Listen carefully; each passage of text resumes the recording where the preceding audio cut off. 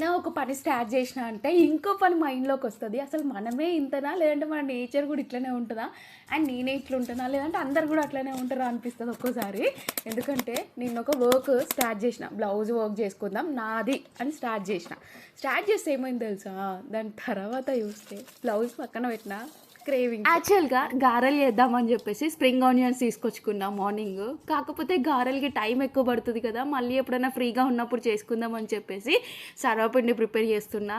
అసలు నేను తీసుకొచ్చింది ఏంటి, నేను చేస్తుంది ఏంటి, ఒకదాని కోసం తీసుకొచ్చి ఇంకొకటి చేస్తున్నా. ఎందుకంటే క్రేవింగ్స్ ఒకలాగా వస్తాయి కదా. అయితే ఈరోజు సర్వపిండి తినాలనిపించింది, సో అందుకోసం అని చెప్పేసి సర్వపిండి ప్రిపేర్ చేస్తున్నా.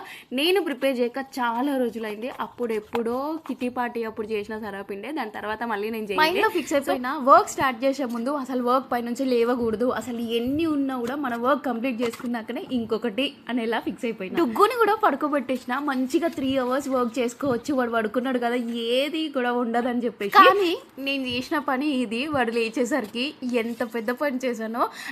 వర్క్ ఏముందిలే, నైట్ కూర్చుంటే అయిపోతుంది, ఒక నైట్ అవుట్ చేయొచ్చు, అలాగే 2 days కష్టపడ్డామంటే మన బ్లౌజ్ అయిపోతుంది, ఇంకా చాలా డేస్ ఉంది కదా అనుకున్నా. అండ్ నాలాంటి వాళ్ళు చాలా మంది ఉంటారు, ఎందుకంటే మనదనేసరికి మనకు చేతనవ్వదు. వేరే వాళ్ళని ఎవరిదైనా సరే వాళ్ళకి ఇన్ టైంలో ఇస్తాము, అసలు మనం ఎందుకు ఇట్లా నెగ్లెక్ట్ చేస్తామో నాకు అర్థం కాదు. ఇది ఈరోజు కథ. అండ్ ఇప్పుడైతే సర్వపిండి పెట్టడం అయిపోయింది, ఒక 10 pieces పెట్టుకున్నా, చాయ్ కూడా పెట్టేసుకున్నా. సర్వపిండికి చాయ్ లేకపోతే ఇన్కంప్లీట్ అనిపిస్తుంది నాకు. అండ్ ఎంతమంది ఇట్లా ఇష్టపడతారో కమెంట్ చేయండి.